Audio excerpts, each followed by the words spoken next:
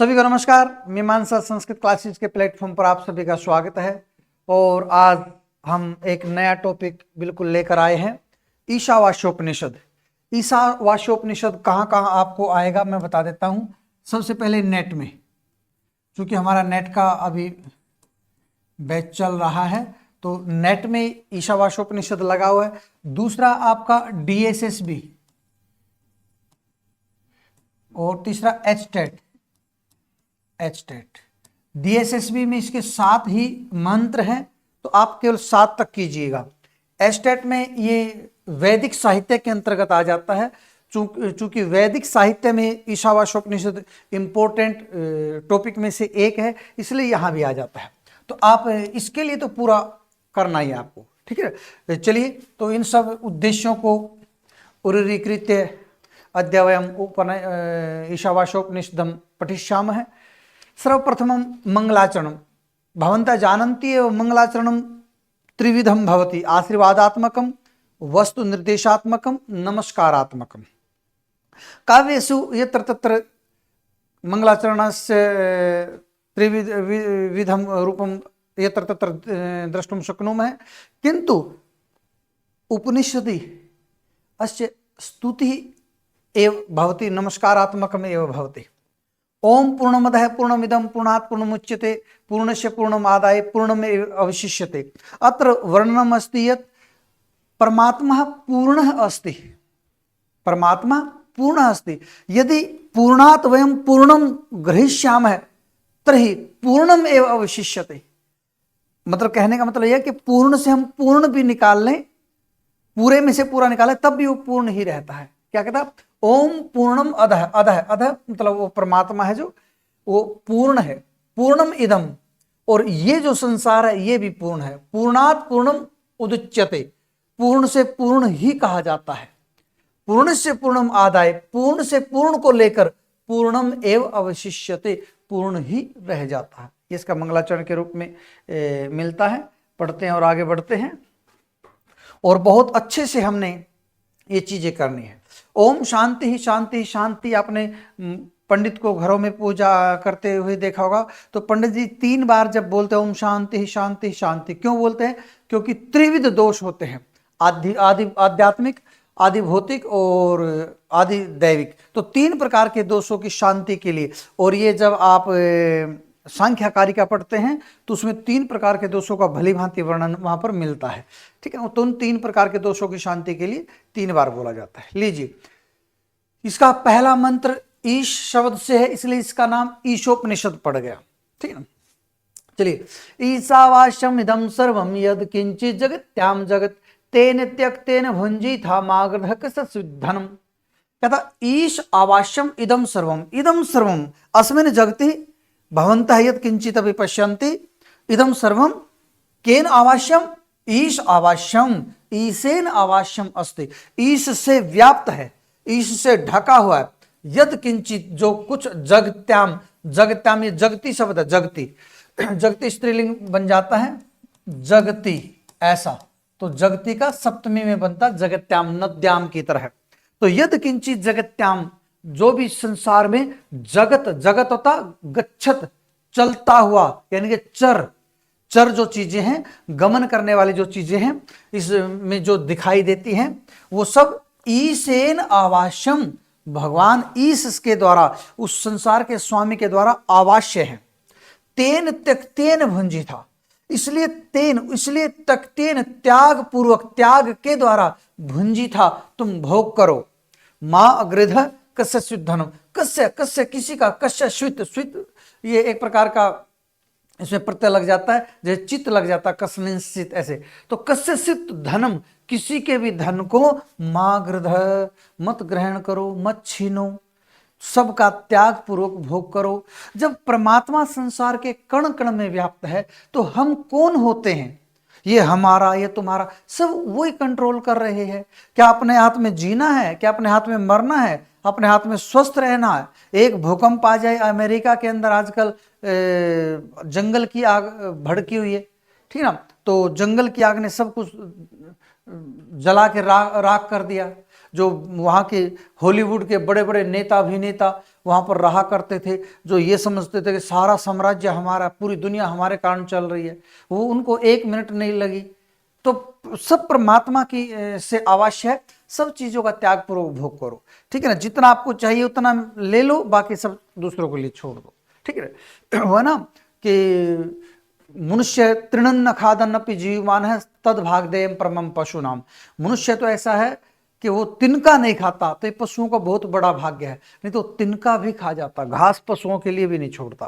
तो इसलिए बड़ी शिक्षा मिलती है, इसलिए मैं थोड़ा जोर देके इसको पढ़ा रहा हूं, और ये शिक्षा ग्रहण भी कर लेनी चाहिए, ठीक है ना। जगत्याम है, जगत जगत होता गच्छन जाता हुआ, ठीक है ना, तो ये नपुंसकलिंग शब्द है। अगला मंत्र पढ़ते हैं, बड़ा प्रसिद्ध मंत्र है, कुर्वन्नवेह कर्माणि जिजीविषेच्छतम स्मः एवं तो नान्यथेतो अस्ति न क्रम लिप्यते नरे। कुर्वन्, ये ऐसे बनेगा, कुर्वन्, कुर्वन् एव जमा में ई है। कई को तो इसकी संधि ही नहीं करनी आती, वहां दिक्कत आ जाते। तो कुर्वन् एव, एवता ही, कुर्वन् करते हुए, कुर्वन् में सत्री प्रत्यय है, पुल्लिंग है, कुर्वन्ति स्त्रीलिंग में बनता, कुर्वत नपुंसकलिंग में बनता। तो कुर्वन् मनुष्य को कह रहा कि कर्मों को कुर्वन् करता हुआ ही, यहां पर तो यहां पर डबल ना कैसे होगा, यहां तो सिंगल है।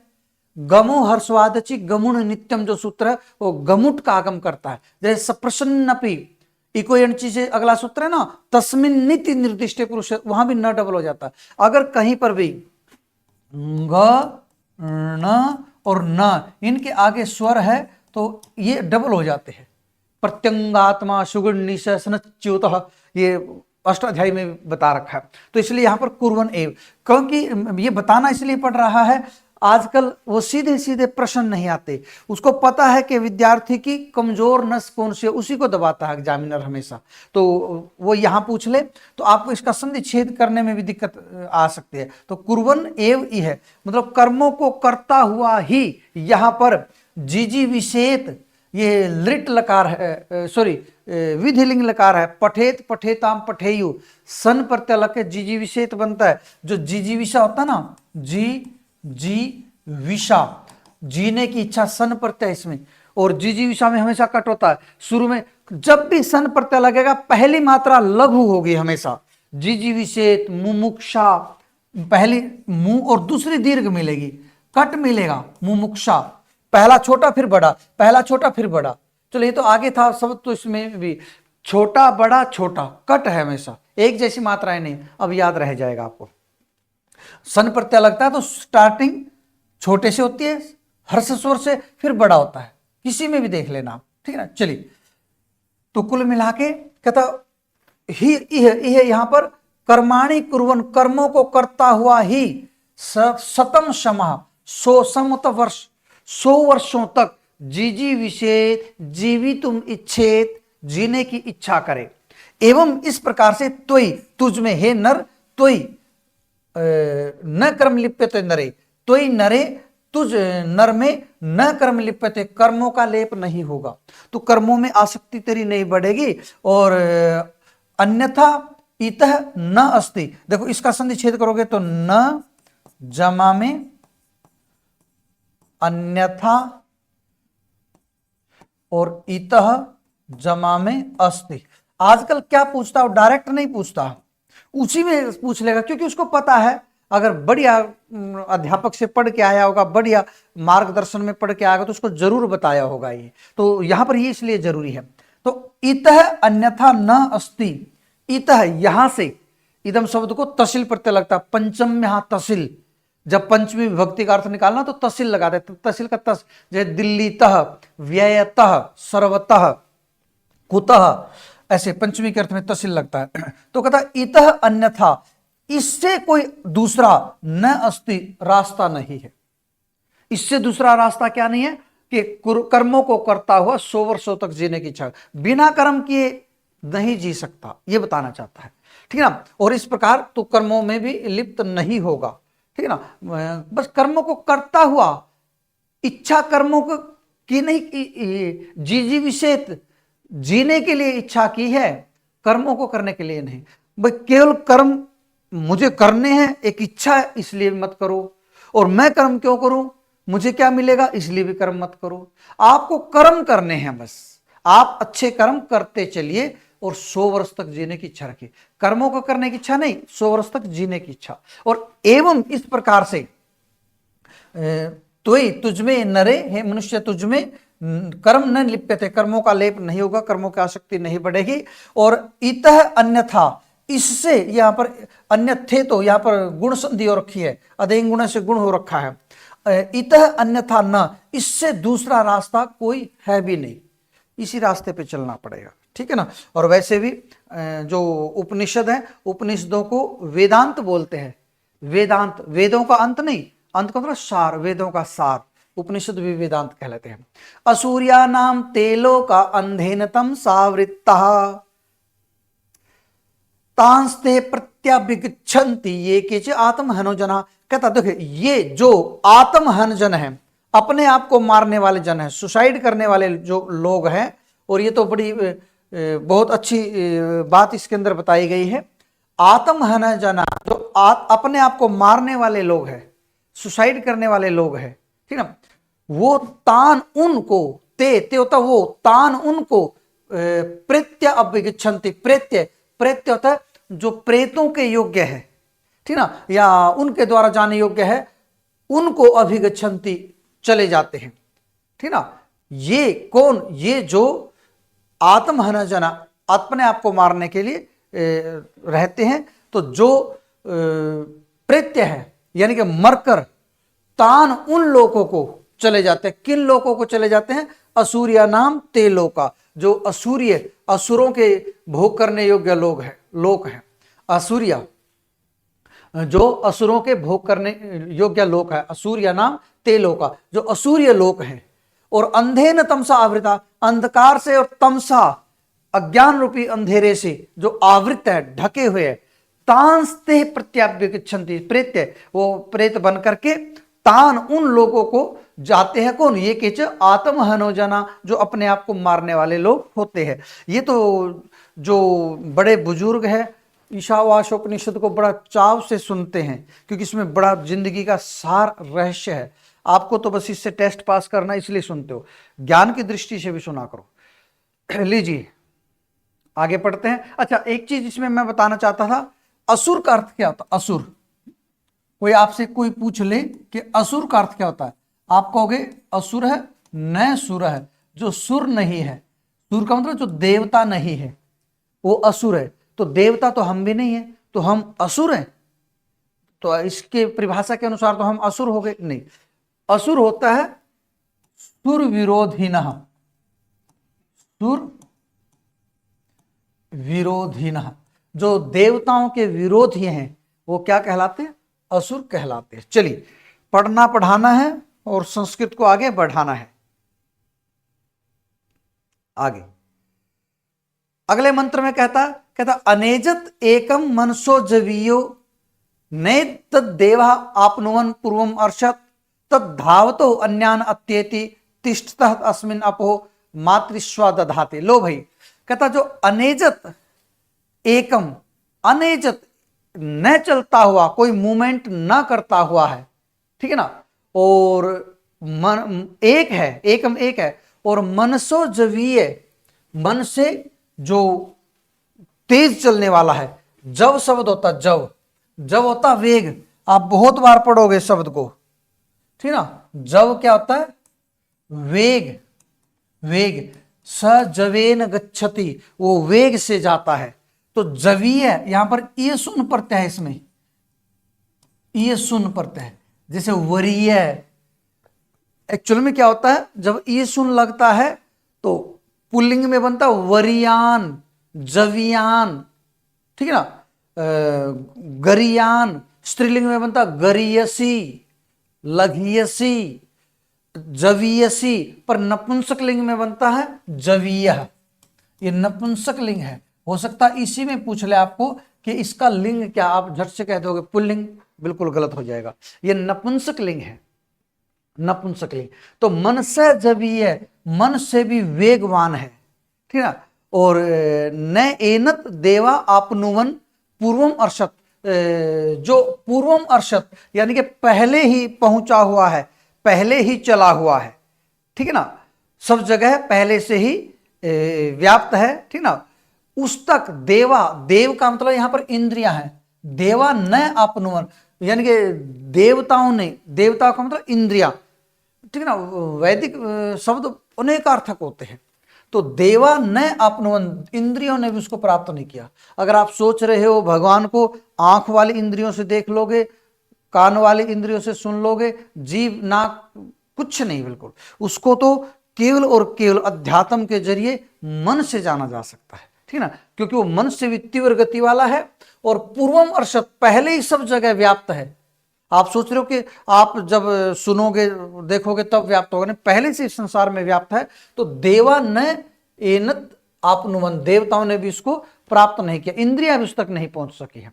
तत् धावतो अन्यान अत्येति, वह तत् तत् वह तत् तो वह धावतः, कोई आपसे पूछ ले कि धावतः में कौन सी विभक्ति है, तो जैसे धावन धावंतो धावंत है, धावंतम धावंतु धावत है, द्वितीय का बहुवचन है और ये इसका विशेषण है।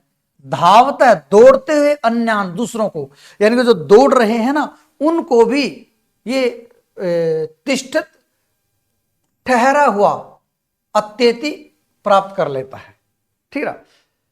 जो ये खुद ठहरा हुआ और जो दूसरे दौड़ रहे उनको भी ये प्राप्त कर लेता, तभी तो कहा इसका मन से भी जवी है, मन से भी ज्यादा वेग वाला है और अनिजत, चलता नहीं है, कांपता नहीं है, कोई मूवमेंट नहीं है उसके अंदर, स्थिर है बिल्कुल, ठीक ना। और जो पहले से व्याप्त है और इंद्रिया भी उस तक नहीं पहुंच चुकी है। और तत्व वह, नपुंसकलिंग का प्रयोग कर रहा, तत्व वह धावता, दौड़ता हुआ भी, दौड़ते हुए अन्य दूसरों को, तिष्ठत ठहरा हुआ भी, अत्येति उनका अतिक्रमण कर जाता, उनसे आगे निकल जाता है। तिष्ठत में सत्री प्रत्यय है, तिष्ठत ठहरा हुआ भी उनसे आगे निकल जाता है। और अस्मिन आपो मातृस्व दधाते लोभे, जो H2O का फॉर्मूला है वो इस उपनिषद से निकला है। H2 हाइड्रोजन और ऑक्सीजन मिलके क्या बनती है, जल बनता है, हाइड्रोजन और ऑक्सीजन मिलके पानी बनाती है। तो ये फॉर्मूला यहां से निकला था कि मातृस्वा, मातृस्वा बोलते हैं हवा को, जो हवा है वो अस्मिन इसमें आपो दधाती पानी को धारण करती है। हाइड्रोजन हाइड्रोजन हाइड्रोजन ऑक्सीजन, ये वायु तो वायु है, सब तरह की वायु है, प्राण अपान समान व्यान उदान, वैसे तो 5 प्रकार की वायु है, कोई 10 प्रकार की मानता है, फिर आकाश या खगोल में अलग अलग प्रकार की वायु है। तो वो जो वायु है मातृस्वा जो वायु है, ठीक ना, तो वो आप दधाती पानी को धारण करती है। तो H2 और O मिलके ये पानी को बना देती है, पानी को धारण कर लेती है, ठीक ना। तो मेरे ख्याल से आपको बहुत अच्छे से समझ में, आपको ऐसी बात नहीं है, पढ़ते हैं आप वीडियो को रोक रोक के सुन सकते हो, क्योंकि बार बार इसमें व्याख्या करने की जरूरत नहीं होती। आगे क्या कहता है, कहता तद एजति तत् न एजति, वो चलता है, गति वाला है, पर तत् नहीं, वो चलता भी नहीं है, ऐसा भी नहीं है कि वो चलता ही है बस। तत् दूरे तद अंति के, वो दूर भी है पास भी है। तद अंतरस्य सर्वस्य, वो सभी के अंतर भी है। तत्तु सर्वस्य अश्य बाह्यता, और सबके बाहर भी है। आसान है तो मंत्र, ठीक है ना भाई। आप सोच रहे हो कि वो बहुत दूर है, नहीं, वो पास है, दूर भी है पास भी है, चलता भी है स्थिर भी है, ठीक ना। वो सबके अंदर भी है, सबके बाहर भी है, ठीक ना। तो इसलिए परमात्मा हम सब के अंदर है, वो दिव्य शक्तियां हम सब के अंदर है। जैसे मैं एक साधु सन्यासी को बोलते हुए सुन रहा था, उसने कहा, ये वाक्य कहा कि मैं भीतर गया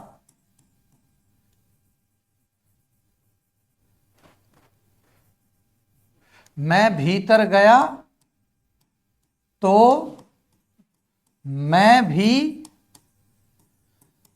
तर गया। देखो भीतर को इसे तोड़ के अलग कर दिया, बस मैं भीतर गया यानी कि मैंने अपने आंतरिक मन को खंगाला तो मैं भीतर गया, मैं बेड़ा पार हो गया। अरे जिस दुनिया को आप बाह्य जगत में ढूंढते हो सब हमारे अंदर है। हमारे अंदर एक बहुत बड़ी प्रेमिका, हमारे अंदर एक बहुत बड़ी पत्नी है, हमारे अंदर एक बहुत बड़ी माता है, हमारे अंदर पिता, हमारे अंदर भाई है, हमारे अंदर ही परमात्मा है। ये जो बहुत बड़ा विशाल ब्रह्मांड है ना, इसको अंदर से खोजो।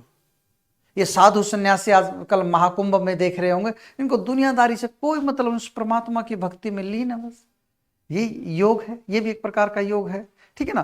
तो ज्यादा टेंशन मत लिया करो, उपनिषदों को पढ़ने का यही फायदा है। आगे कहता यस्तु सर्वाणि भूतानि आत्मनेव अनुपश्यति सर्वभूतेषु चात्मानं ततो न विजुगुप्सते। कितनी अच्छी बात कही है कि यह सर्वाणि भूतानि, ये यण संधि है, सभी भूतों को आत्मनि एव अनुपश्यति, अपने आप में ही देखता है। आत्मनि एव अनुपश्यति, यहां पर दीर्घ संधि है, यहां पर यण संधि है। भूतानी में भी यण संधि है, भूतानी, ठीक है ना। कहता जो सर्वाणी भूतानी, सभी भूतों को आत्मनि, अपने अंदर ही अनुपश्यति, देखता है, अपने अंदर ही अनुपश्यति। अच्छा, पश्यति में और अनुपश्यति में क्या फर्क है? पश्यति अनुपश्यति, अनुपश्यति का तो अपने समीप देखना, समीप देखना। पश्यति तो हम 500 मीटर की चीज भी दूर देख सकते हैं, पर अनुपश्यति जब हम बिल्कुल हमारे पास में उसको देखते हैं, झांक कर देखते हैं। तो जो सभी प्राणियों को अपने अंदर ही देखता है, सर्वभूतेषु चात्मानम, और सभी प्राणियों में अपने आप को देखता है, ततो न विजुगुप्सते, वो किसी से विजुगुप्सा, वो किसी से घृणा कर ही नहीं सकता। सोच के देखिए, मेरे अंदर सब प्राणी है तो मैं अपने आप को भी कष्ट नहीं दूंगा, और सब में मैं हूं तो मैं दूसरों को भी कष्ट नहीं दूंगा, ठीक है ना। कभी आत्महत्या भी नहीं करूंगा, दूसरों की हत्या भी नहीं करूंगा। तो ऐसा यदि संसार में हो जाए, सारा संसार, ये ईशावास्योपनिषद पढ़ ले तो ये आपने शेयर भी करना है, सबको शेयर भी करना है। संस्कृत का इतना अनोखा ज्ञान, इतना अद्भुत ज्ञान वैसे नहीं मिलेगा आपको, ठीक है ना। लीजिए, यस्मिन् सर्वाणि भूतानि आत्मैव अभूत विजानतः तत्र को मोह कह शोक एकत्वम अनुपश्यतः। लो, कितनी अच्छी बात कही। कहता यस्मिन् सर्वाणि भूतानि, आत्म अभूत विजानतः, कि आत्म अभूत, जिसमें सर्वाणि भूतानि, सभी जो प्राणी हैं, ठीक ना, आत्म अभूत विजानता, अपने आत्म अभूत, अपने से ही पैदा हुए हैं। जिसमें सर्वाणी भूतानि, सारे भूत, आत्मनि एव अभूत, अपने से ही पैदा हुए हैं। ऐसे विजानता है, ये विजानता है षष्ठी का एक वचन है, जानने वाले के, विजानन, गच्छन गच्छन्तो गच्छन्तः, षष्ठी में गच्छत है, तो विजानता है जानने वाले के का।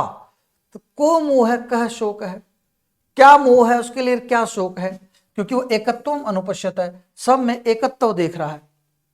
प्राणियों में अपने आप को देख रहा है और अपने आप में प्राणियों को देख रहा है, सब में एकत्व भाव देख रहा है। तो एकत्व अनुपश्यत है, एकत्व को देखने वाले, यहां भी क्षत्रि प्रत्यय है, अनुपश्यन, क्षत्रि प्रत्यय है, षष्ठी का एक वचन है अनुपश्यन। तो अनुपश्यन मतलब एकत्व देखने वाले का, और सभी प्राणियों में अपने आप को, सभी प्राणी मुझसे पैदा हुए हैं या मेरे ही जैसे हैं, ऐसे जानने वाले का। इन दोनों का को शोक है, क्या मोह और क्या शोक है? को मोह है, को शोक, कह शोक है। क्या मोह हो सकता है, क्या शोक? इसके लिए कोई मोह शोक इत्यादि नहीं होता। तो सभी में अपने आप को देखो, ठीक है ना। तुझ में राम, मुझ में राम, सब में राम समाया, ठीक है। आगे क्या कहता है, लीजिए अब ये देखो, यहां तक आपके जो DSSB में यहीं तक लगे हुए, अगर आप यहां तक भी कर लोगे तो बहुत बढ़िया तरीके से आपके नंबर आएंगे, और कोई किसी प्रकार का आप उसमें से नंबर भी नहीं कटने दोगे, ठीक है ना। चलिए आगे क्या कहता है, अच्छा हम यहीं तक कर लेते हैं, कोई बात नहीं, हम यहीं तक कर लेते हैं इसको, क्योंकि एक वीडियो ये तैयार हमारा हो जाएगा, ठीक है ना। 1 मिनट इसको देखते हैं। नमस्कार।